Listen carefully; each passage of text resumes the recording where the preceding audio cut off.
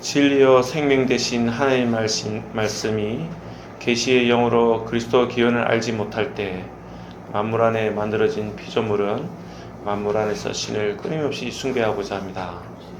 성공과 번영을 통해 안정감을 얻고자 치열한 노력으로 성취하고자 하는 우리의 헛된 수고가 목마름과 배고픔을 호소하며 강야에서 죽어갔던 이스라엘 백성들을 제된 모습과 같으며 무한한 질적 차이를 가지신 만물 위에 계신 이를 사람의 지혜로 알 수 없으니 짐승과 같은 처참한 삶을 살다가 마침내 주의 공의로 심판으로 무덤으로 떨어질 때 그때 비로소 하나님이 인자와 신실을 덧입으며 주와 연합하여 부활의 새 성전으로 일으킴을 받고 영원한 현재가 삶 가운데 실제되는 것을 이전에는 귀로만 들었지만 날마다 생명의 교제를 통해 눈으로 직접 하나님의 영광을 목격하는 은혜를 주시니 현재 직면하는 불완전한 모든 상황과 환경을 삼키며 만물 위에 존재하는 자로 서게 하여 주시니 감사를 드립니다. 아멘. 고린도 교회에서 주의 생명의 떡과 잔을 통해 그리스도의 죽음을 기념하며 그 희생을 깨닫고자 주의 성만찬 예식이 있었지만 육신의 배를 채우고자 하는 자들이 가난한 자들을 소외시키며 공동체를 분열시키고자 하는 것들을 고발됩니다. 그리스도의 인내와 인자함을 본받아야 할 영적 지체들이 육신의 본능에 충실한 초대 고린도 교회를 보면서 오늘날 걸출한 대형교회와 도시교회에서도 세상적으로 인정받은 사회적인 신분과 지위로 교회 안에서 대접받고자 하며 그 영향력을 행사한 이들로 인해 참된 그리스도의 피와 살에 대한 진정한 의미들이 훼손되는 것을 봅니다. 전통교회처럼 화려한 승가대와 오르간 반주, 화려한 설교가 없는 연약하고 작은 무리들이 모여 한 주간 생명의 교제로 예배의 시작과 끝이 인터처치 교회이지만 날마다 골방에서 생명의 교제를 통해 그 생명수가 나와 인터처치 안에 고여있지 않고 메마르고 배고픈 심령에게 그리스도의 십자가의 사랑을 전하며 삶의 현장에서 산제사 드리기를 힘쓰는 오늘 주일 이 예배가 하나님께서 기뻐 받으실 만한 예배이며 하나님 영광인 줄 압니다. 아멘.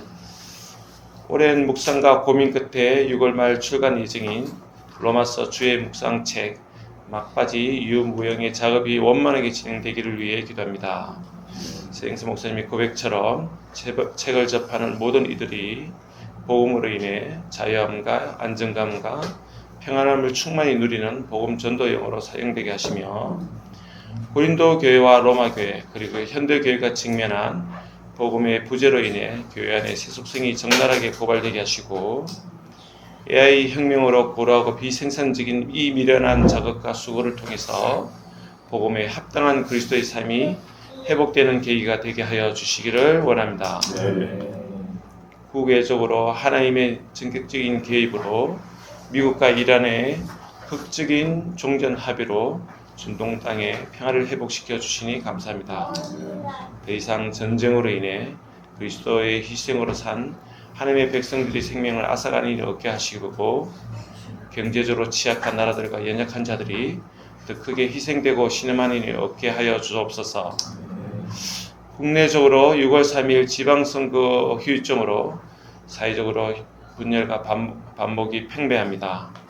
여야당 구분 없이 위정자들의 담심의 본능의 제약들이 적나라하게 드러나며 백성들의 안위와 긍휼함은 없고 오직 자기 백손만 챙기며 백성들이 유린당하는 것을 봅니다.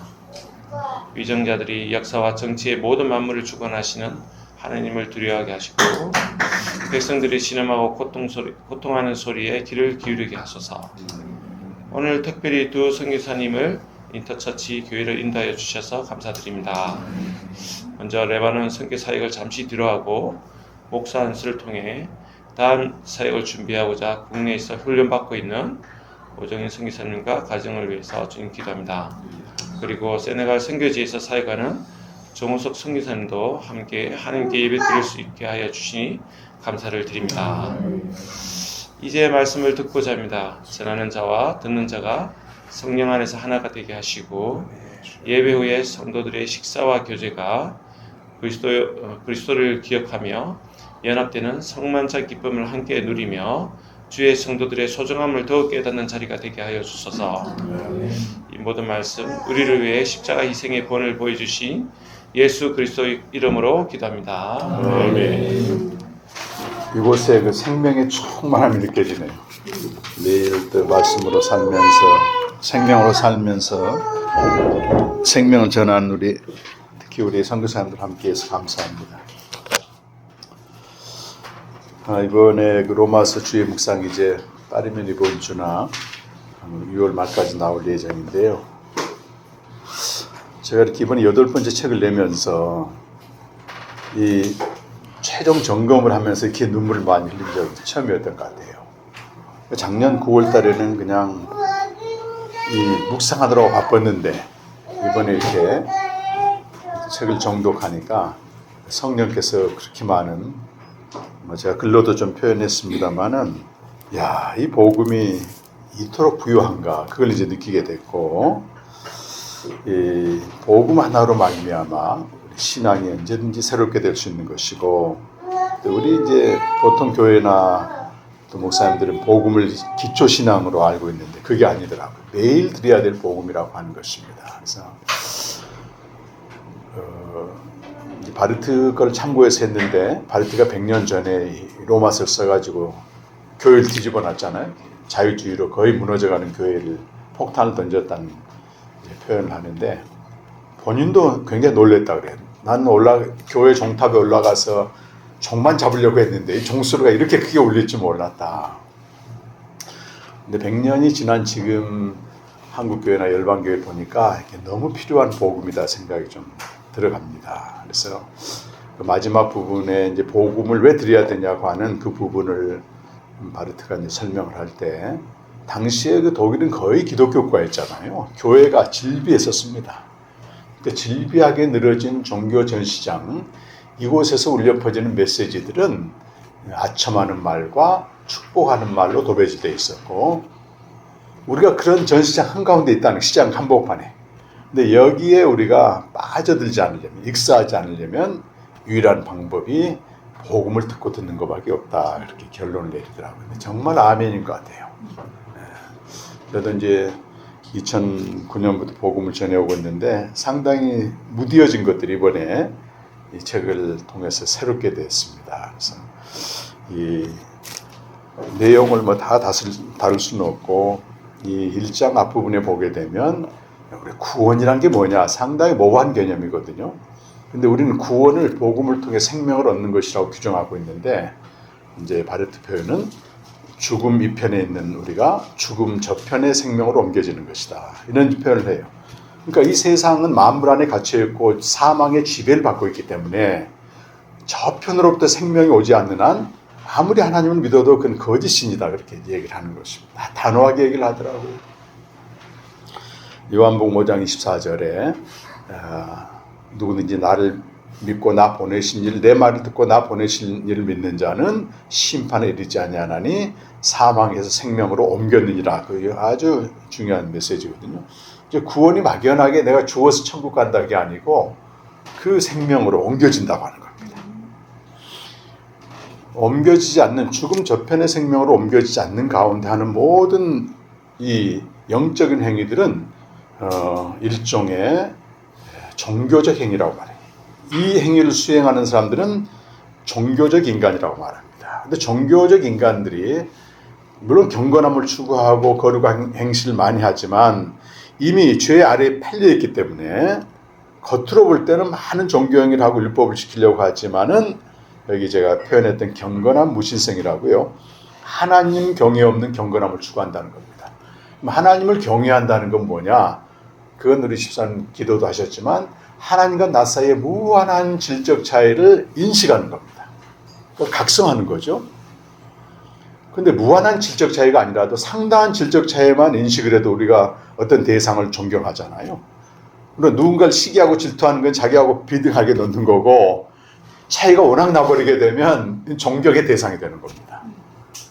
이제 북한의 그 주민들이 그 백두혈통 김씨 일가를 그렇게 환호하고 이 경외거든 한마디로 그 차이를 알기 때문에 하는 거예요.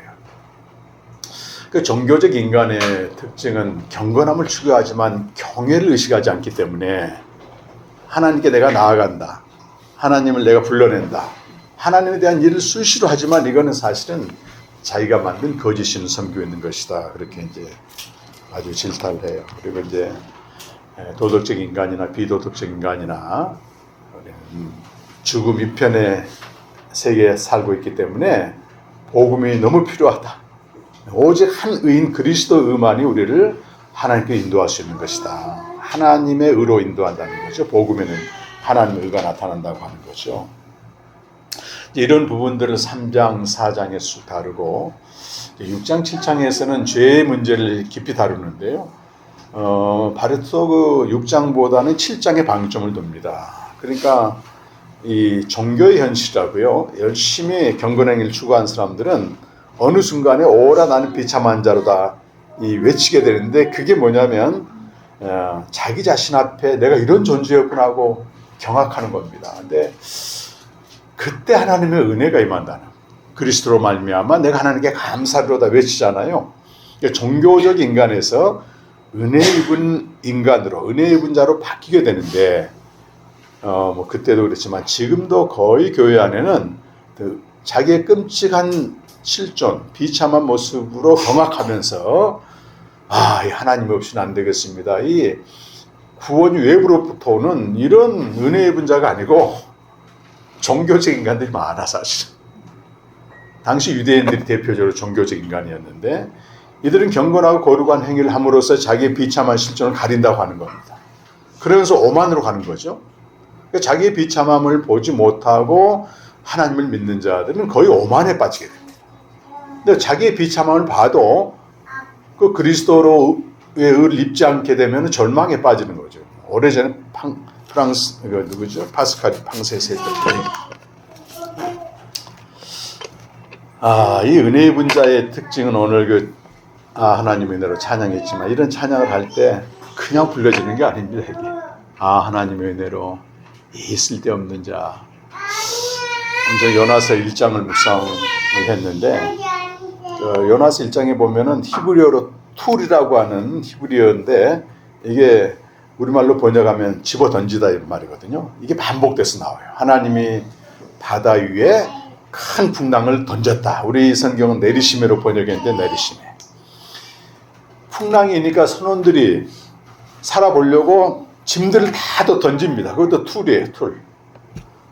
근데 그 다음에 또 요나가 자기 때문에 풍랑이 온 걸 알고 나를 바다에 던져라. 그 툴 얘기를 하는 겁니다.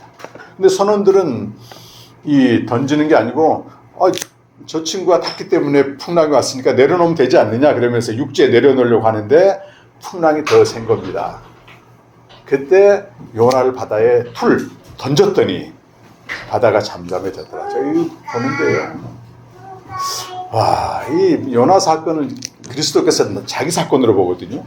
바다에 던져진 게 그의 죽음이고 그래서 선원들을 살렸듯이 우리를 살린 죽음이고 또 요나가 이제 던져졌는데 물고기 뱃속에 들어간 게 무덤에 들어갔다고 마태복음 12장 39절 이하 보게 되면 요나가 3일 동안 물고기 뱃속에 있었던 것처럼 인자도 밤낮 사흘 동안 땅속에 있으라. 제가 그걸 보는데 진짜 이 죄악 때문에 내가 던져져야 마땅한데 그리스도가 대신 던져져서 그 선원들을 살렸듯이 그 선원들은 다 이방신들이거든. 살렸어요. 그때 선원들의 반응이 어떻게 나오냐면 하나님을 크게 경외했다고 나와요. 우리가 경외를 상실한 신앙은 철저히 종교적 인간으로 또 돌아가는 겁니다. 내가 어떤 존재였다고 하는 거. 이제 8장에 오게 되면 이제 영으로 생명 얻은 은혜 입은 자의 실존에 대해서 다루게 되는데 여기 God sent him이라고 하는 하나님께서 아들을 보내셨다고 하는 이 세 단어가 바르트는 8장 전체를 지배하고 있다고 봐요. 그가 하나님이 아들을 보내셨다. 어디서 어디로부터 왔는가? 우리가 전혀 알 수 없는 무한한 질적 차이가 있는 저 영혼의 세계에서 우리가 너무 잘 알고 있는 익숙한 자연의 세계 역사 속으로 그분이 오셨다. 근데 어떻게 오셨나는 거예요, 그가. 가장 비참하고 초라한 모습으로 왔다는 것입니다. 그래서 그리스도의 역사적 출현만큼 초라하고 애매하고 이런 모호한 게 대체 어디 있는가? 왜 그가 이 사르크스란 말이거든요. 그래서 요한복음 1장 14절 보면 말씀이 육신이 되어, 육신이란 말이 헬라어로 사르크스인데 소마와 다르죠. 몸을 입고 왔다 그런 뜻이 아니고 육신으로 왔다는 얘기는 구약에서 가장 비참한 모습으로 왔다는 겁니다. 왜 그가 비참한 모습으로 왔는가? 죄의 지배를 받는 인간의 모습으로 그대로 왔다는 겁니다. 그가 우리의 질고를 지고 또 슬픔을 대신하고 그렇게 오셔서 8장 3절에 보게 되면 곧 죄로 말미암아 자기 아들을 보내셨죠. 아들을 죄 있는 육신의 모양으로, 죄의 지배를 받고 있는 육신의 모양으로. 그러니까 비참하고 초라하고 끔찍한 거예요. 육신의 그 죄를 정죄했다, 심판했다는 거예요. 우리가 받아야 될 심판을 그리스도가 대신 받아서 우리가 죄와 사망의 법에 세방되어서 생명의 성령의 법을 이제 지배받게 됐다고 하는 겁니다. 이제 더 이상 종교인으로 살지 않는, 육신으로 사는 자는 여전히 종교인으로 사는 자고, 영으로 사는 자는 하나님을 대적하는 세상에서 어디 한번 같이 한번 보실까요? 15절 말씀인데요. 15절. 하나님의 아들이 됐는데 15절 말씀 다 같이 한번 읽어보겠습니다. 시작. 너희는 다시 무수하는 종의 영을 받지 아니하고 양자 영을 받았으므로 우리가 아빠 아버지라 부르짖느니라.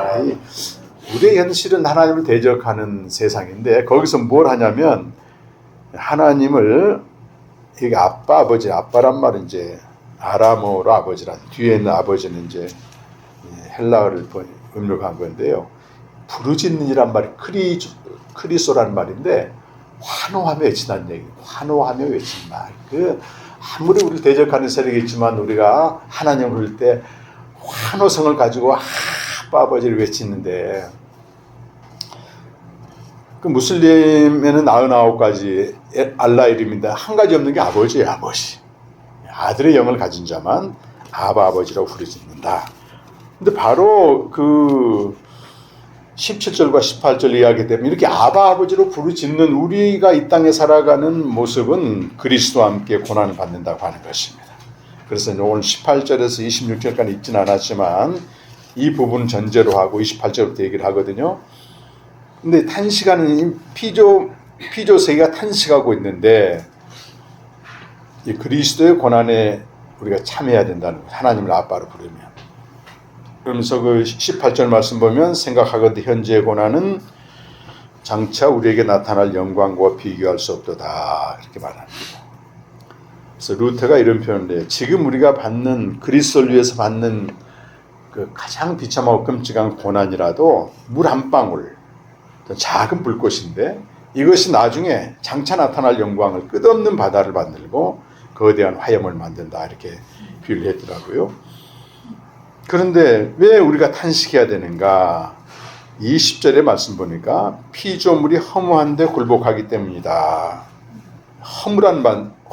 허무라고 하는 그 원어는 목표에 도달하지 못한 상태를 말하거든요. 창조주와 분리되어서 썩어질 것의 종노릇을 하고 있는, 노예가 되고 있는 이들이 이제 피조물의 현실이고, 이들이 한 가지 바라는 것은 하나님의 아들들이 나타나길 바래요. 하나님의 아들들이 나타남으로써 창조주와 분리됐던 피조물이 창조주 안에 들어가는 거죠. 하나됨을 고대한다는 것입니다.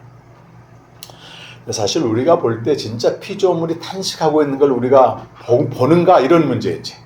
근데 피조물이 탄식하다고 하는 것을 보는 것, 탄식 소리를 듣는 것은 그냥 들리는 게 아니라는 거예요.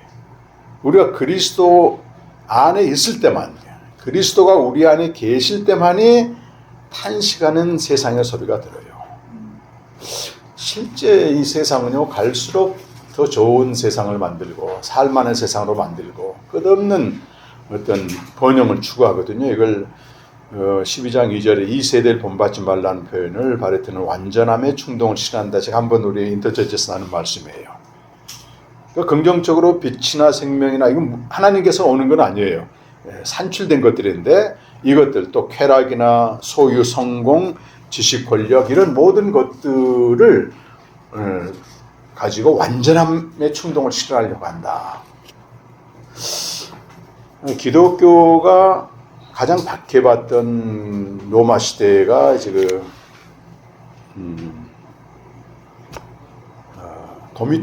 도미티아누스 황제가 이제 AD 90년경 했고 그때부터 6명의 황제가 나타나는데 코모도스 황제까지. 그 직전이 마르크스 아울렐리우스 황제인데 그 6명의 황제가 다스리던 100년간이 가장 살기 좋았습니다. 황금 시대라고 말해요. 근데 그때가 가장 기독교가 박해받는 시대였어요.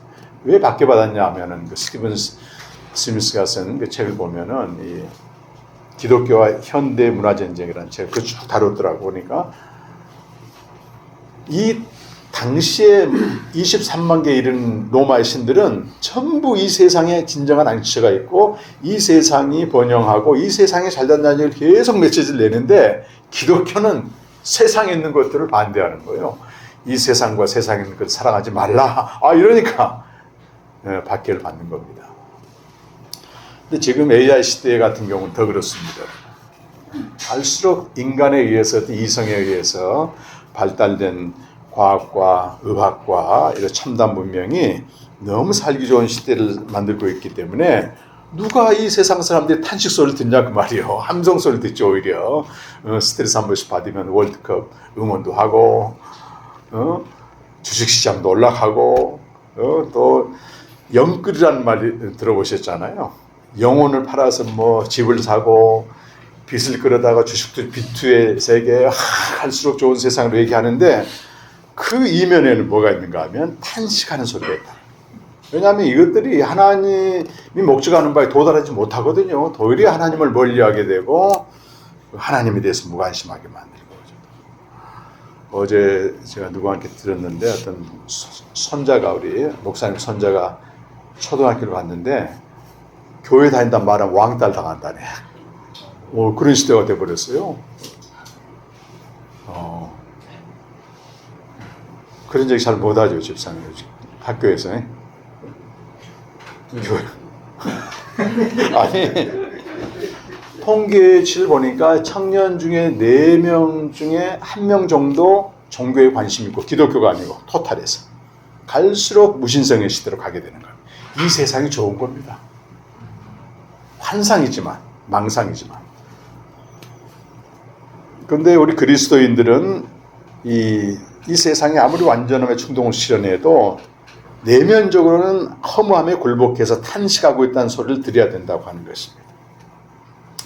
근데 성령께서는 이 끈기로 버틸 수밖에 없는 거죠. 지상적 삶의 한계 상황을 도우신다. 연약함을 도우신다. 이 부분을 26절에 나오죠. 26절, 7절 같이 한번 읽어보겠습니다. 이와 같이 성령도 우리 연약함을 도우시나니 우리는 마땅히 기도할 바를 알지 못하나 성령이 말할 수 없는 탄식으로 우리 위하여 친히 간구하시느니 마음을 살피시는 이가 성령의 생각을 아시나니 이는 성령이 하나님의 뜻대로 성도를 위하여. 앞에 24절 25절은 이제 우리가 완전한 구원이 이를 때까지 세상의 탄식과 함께 탄식하면서 구원이 완성될 그날 기다린다는 거잖아요. 그 소망을 가지고 기다리는데 이 기다림의 한계 상황이 온다는 겁니다. 언제까지 기다려야 되는가? 우리의 연약함은 다른 게 아니고 기다림의 연약함이라고 말하는 겁니다. 아무런 전망도 또 가치도 성취도 없는 이걸 루터는 지옥의 기다림이 될 수 있다 얘기합니다.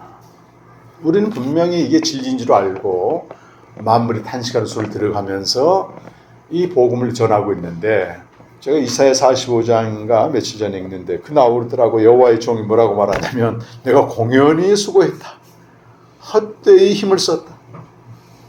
아무것도 보이지 않는 거, 성과가 없는 겁니다.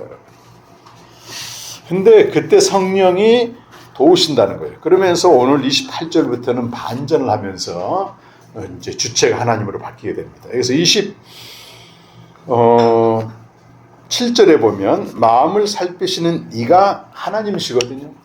하나님이시고 전체 주제는 하나님의 사랑입니다. 하나님을 사랑하는 것. 하나님을 사랑하는 자는 먼저 하나님을 사랑하는 게 아니고 하나님의 사랑을 받은 거에 대한 화답이에요. 요한에서 4장 10절 11절 보면 우리가 하나님을 먼저 사랑한 게 아니고 하나님이 우리를 사랑하사 자기의 독생자를 줬기 때문에 우리가 하나님을 사랑한다 그 말은 받은 사랑에 대한 반응을 얘기하는 겁니다. 그러니까 내가 받은 사랑이 크면 클수록 어떻게 돼요? 더 많이 사랑하게 되는 겁니다. 더 많이 사랑. 자, 28절 말씀인데 우리 다 같이 한번 읽어보겠습니다. 우리가 알거니와 하나님을 사랑하는 자 곧 그의 뜻대로 부르심을 입은 자들에게는 모든 것이 합력하여 선을 이룬다. 여러분 이 모든 것이 합력하여 선을 이룬다고 하는 이 말은 영어 성경 보게 되면 주어가 하나님으로 되어 있어요. God works로 되어 있고 모든 것 앞에 조그만 글씨가 있을 겁니다. 아마 나나주라고 그러는데요. 그 밑에 내려다보게 되면 주어가 누구로 되어 있냐면 하나님으로 되어 있어요. 그래서 만약 이걸 하나님으로 안 하고 모든 것으로 해버리게 되면 모든 것 안에 어떤 내적 에너지가 스스로 작동을 해서 선을 이룬다. 이런 해석이 되는데 굉장히 잘못된 해석이에요. 대부분 이렇게 얘기하거든요. 근데 톰 라이트는 이 부분을 다시 정정하면서 지나고 보면 모든 일이 잘 될 거야. 이런 식의 해석은 스토학파라는 거예요. 스토학파의 담요를 씌우는 것 같다. 절대 이제 그게 아니고 요즘 다 신학자들이 이걸 다시 정정을 하는데 주어가 하나님이 됩니다. 하나님. 그러니까 하나님으로 되게 되면 어떻게 무슨 뜻이 되냐면 하나님은 그를 사랑하는 자 곧 그의 뜻대로 부르심을 입은 자들과 함께 일하셔서 합력이라는 말이 나오잖아요. 합력이란 말은 쉬네르게오 쉬네르 쉬가 앞에 쉬가 함께 뒤에 있는 리게오 이건 일하다 그러면 그 말인데 함께 일하다는 뜻인데 반드시 앞에 누가 들어가냐면 사람과 함께 일할 때만 들어가는 동사거든요. 이게. 고린도서 3장 9절에는 하나님의 동력자 해가지고 시네르게스란 말이 나오는데 바울 서신에 11번 정도 나와요. 바울이 있을 때는 합력하다 그 말은 하나님을 사랑하고 그 뜻대로 부르시는 입은 자들과 하나님이 함께 일하신다고 하는 그래서 모든 것에서 선을 만든다고 해요. 선을 만든다.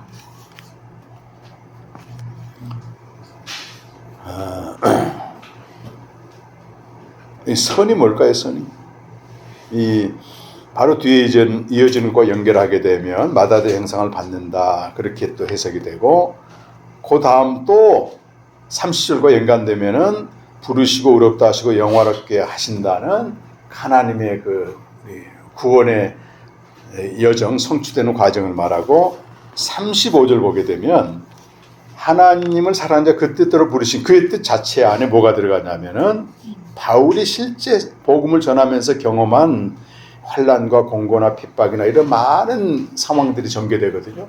그러니까 이거 그냥 받은 게 아니고 복음을 전하기 때문에 오는 겁니다. 하나님의 뜻대로.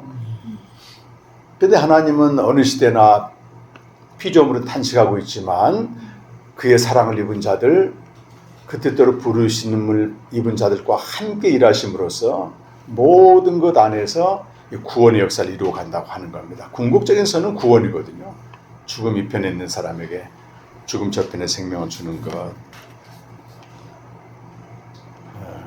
그리고 30절 말씀을 보시면 하나님의 주어입니다. 하나님이. 자, 함께 읽어보겠습니다.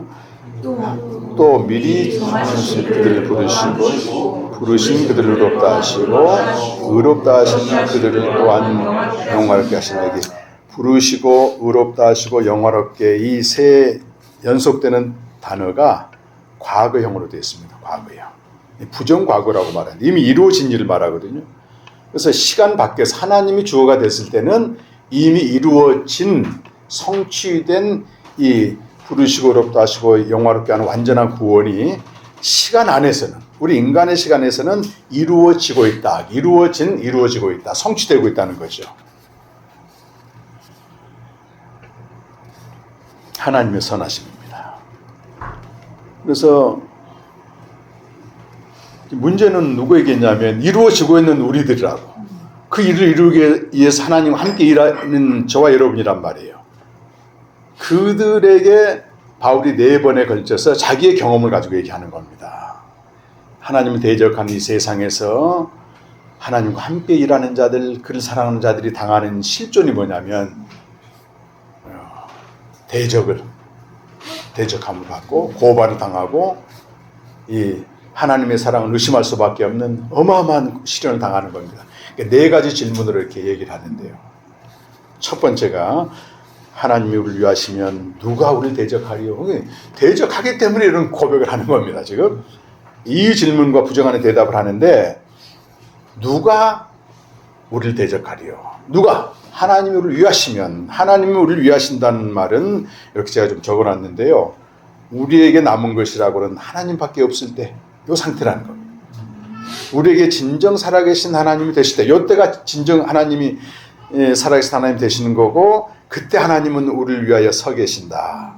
그때 하나님이 그리스도를 내주신다는 겁니다. 내주신 것이 그리스도고, 하나님 외의 모든 것을 빼앗아 가시는 그리스도, 하나님 그리스도가 그러셨죠. 그분이야말로 우리를 위하십니다. 참 이 부분에 너무 깊은 통찰을 가요. 남은 것이라고는 하나님밖에 없을 때 제가 포항에 있는 그 최경창 목사님이 너무 신실하고 이분 타협이 없어요. 벌써 10몇 년 저랑 교제하고 있는데 하여튼 복음생명 책도 그러고 책 보면요 막 다 연구합니다. 연구해서 저한테 질문을 쫙 꺼내고. 근데 이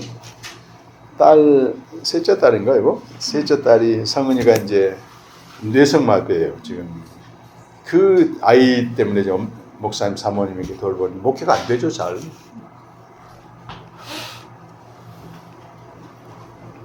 그래서 늘 가족끼리 예배를 드리고 있는데 너무 또 복음의 열정, 또 순전하고 이래요. 근데 한 2년 전인가 요양병원 그 운영하시는 장로님이 이 목사님이 가끔 와서 병원 와서 설교한 거 듣고 그 자기가 세운 교회에 담임 목사로 초빙한 거예요.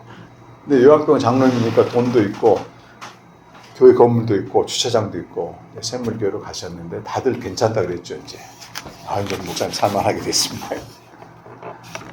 그래서 제가 올 2월 달인가 문안을 했더니 목사님 안 맞아서 사임했습니다.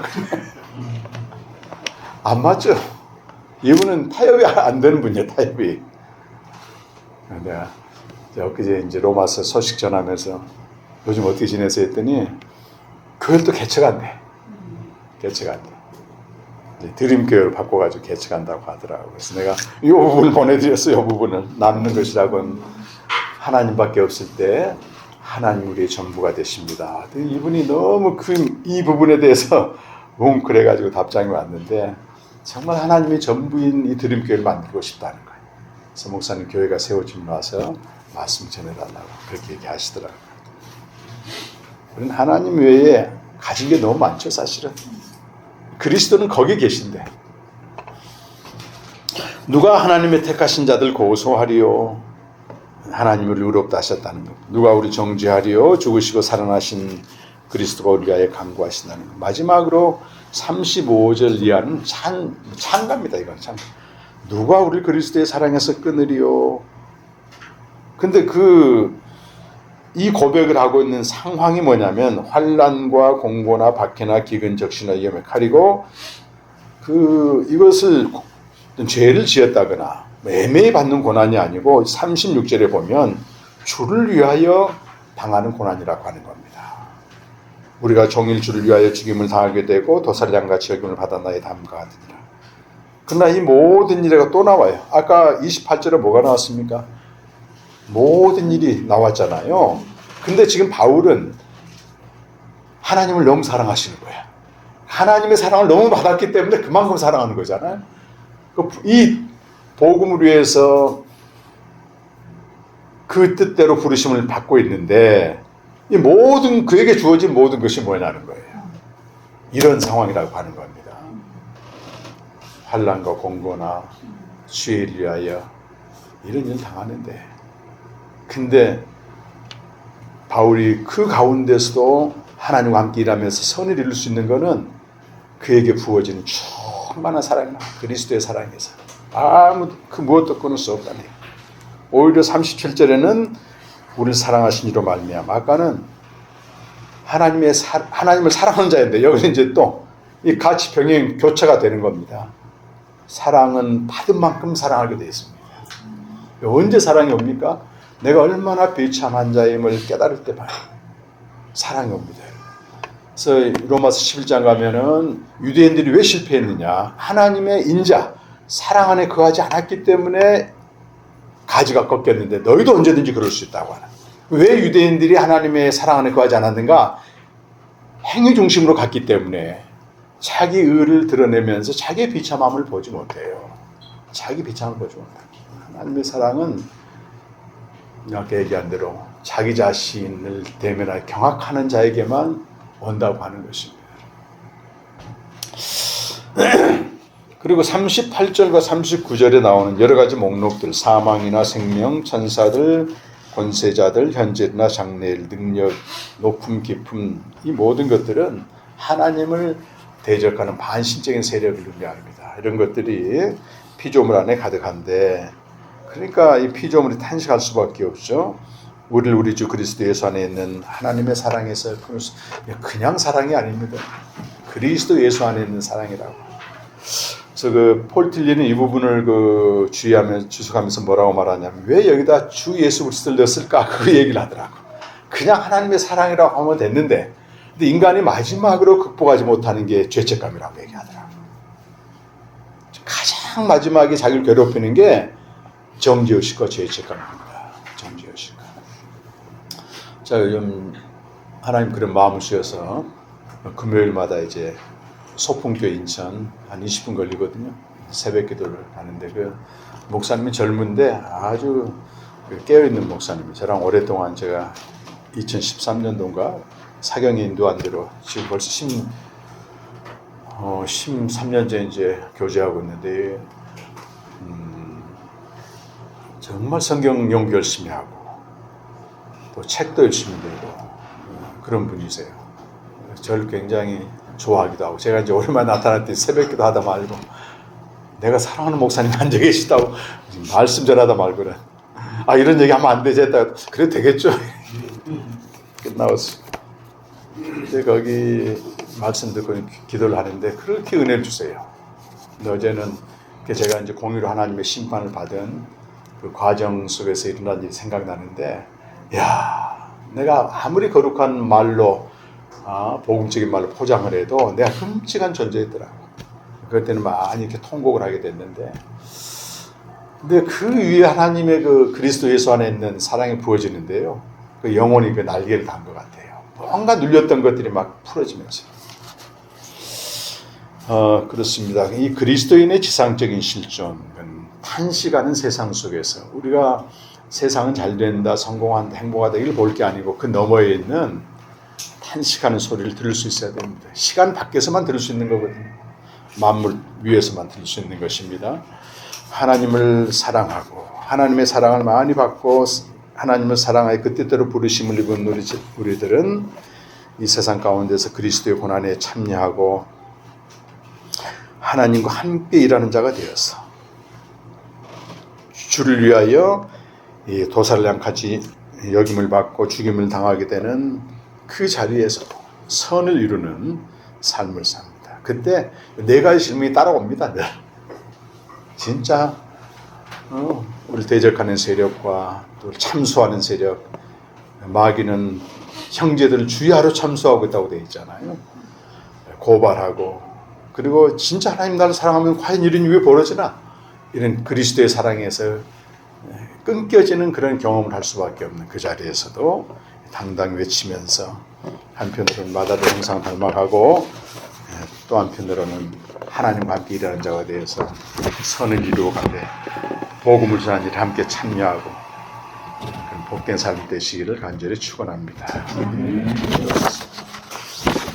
하나님 아버지, 오늘 로마서 8장을 대략 나누었습니다. 성령께서 각 사람에게 감동 감화 시켜주시고 이제는 우리가 누구인지 하나님의 사랑을 입은 자로서 하나님을 사랑하는 자요, 그 뜻대로 부르심을 입은 자가 되어 하나님과 함께 일하는 자가 되어 모든 것에서도 최악의 상황에서도 선을 이루시는 하나님의 사람으로 살아갈 수 있도록 역사하여 주옵소서.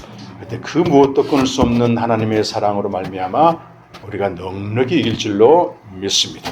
리더처치 이렇게 세워주시고 또 세네갈 레바논에서 이 사랑을 전하고 있는 귀한 종들에게 이 은혜를 베풀으시길 간절히 원하오며 예수님의 이름으로 기도하옵나이다.